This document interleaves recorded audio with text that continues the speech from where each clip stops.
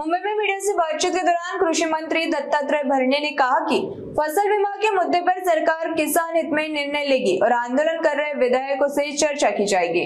उन्होंने बताया कि राज्य में अभी तक व्यापक बारिश नहीं हुई है, लेकिन अगले 4 से 5 दिनों में अच्छी बारिश की उम्मीद है।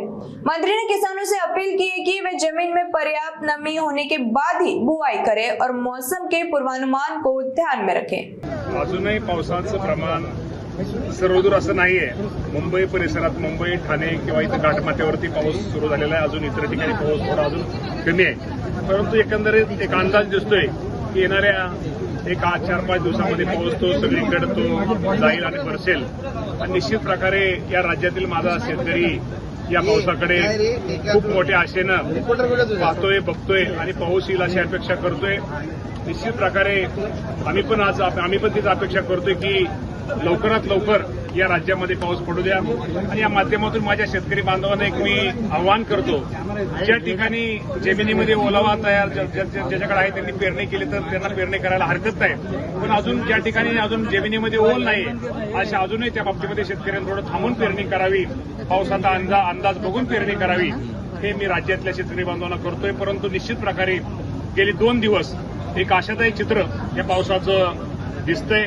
हवामान विभागाचाही अंदाज दिसतोय आणि सर्वच तज्ञांचाही या बाबतीमध्ये अंदाज दिसतोय की येणाऱ्या 2 दिवसामध्ये पाऊस सगळीकडे पाऊस 3-4 दिवसामध्ये आठवड्यामध्ये सगळीकडे पाऊस या राज्यामध्ये व्यापक स्वरूपामध्ये होईल आणि ती आपण निश्चित प्रकारे अपेक्षा करूया। कॅबिनेट मिटिंगमध्ये तर प्रत्येक आठवड्यामध्ये आम्ही पीक पाण्याचा अहवाल आमच्यासमोर मांडला जातो, त्यामध्ये चर्चा होतच असते।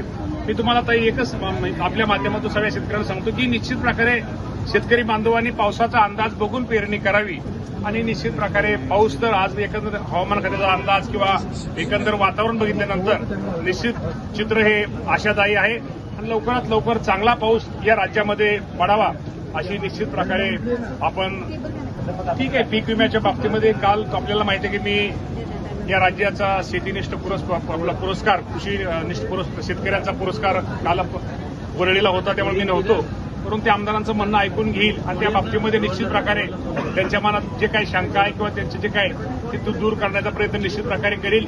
शेवटी आम्ही सगळेजण शेतकऱ्याची मुलंच, आम्ही हे सरकार हे शेतकऱ्यांचं सरकार आहे, शेतकऱ्यांचं हित साधणारं सरकार आहे। या बाबतीमध्ये निश्चित प्रकारे योग्य तो मार्ग काढला जाईल।